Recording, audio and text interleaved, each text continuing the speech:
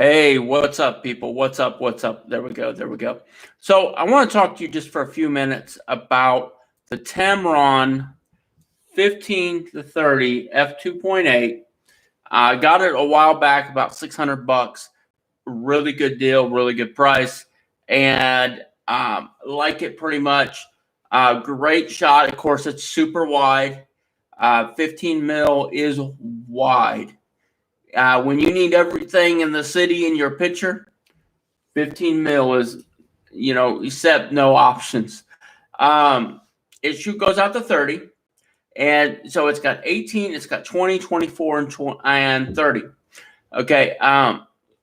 Good shots. Good range. And it's probably my favorite lens. I was struggling between this and a Nikon 16 to 35 f4. The reason that I went f2.8 is I thought I needed that extra step of light.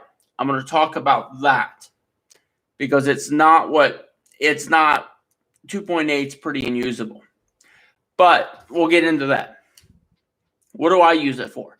I use it a lot for cityscapes, a lot for nature, a lot, of course, for HDR. I use it for all kinds of other stuff.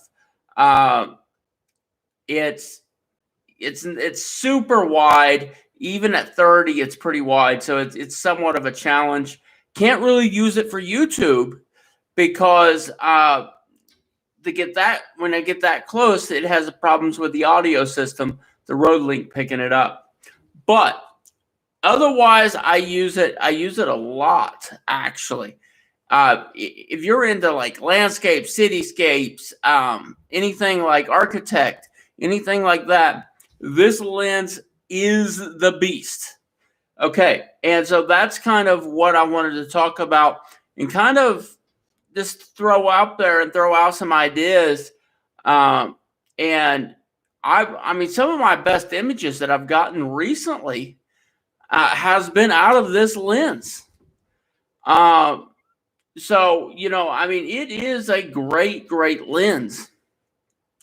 It just, now the problem. Let me get into that real quick before we, okay. What I found is when you go all the way down to f2.8, instead of shooting the best light, the most amount of light, it actually darkens. Okay. I don't know. I something to do with f2.8 in this lens and the metering in. This is the D800. Okay, a D800. So between something to do with the communication, I think between the f2.8 when it goes f2.8 and when it meters, it actually shoots about 2 stops darker than f4.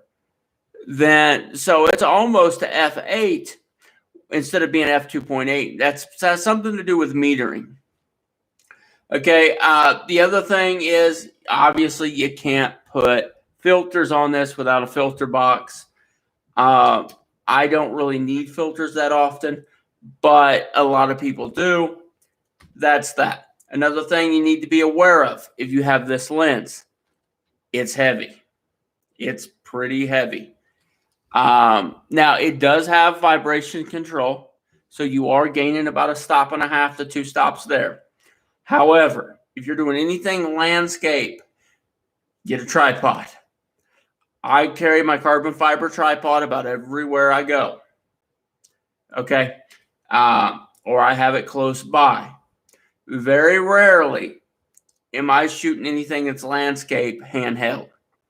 So that's some things that you'll want to consider when you're talking about this. But other than that, it's a great lens. You can get the first generation, which is what this is. I got this one for $600.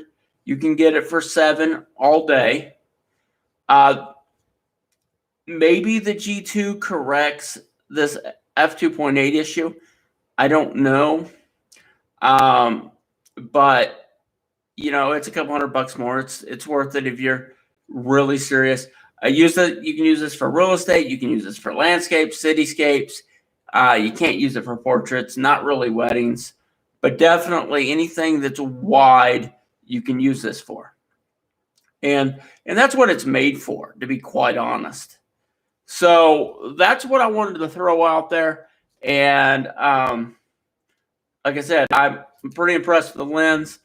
Well worth it.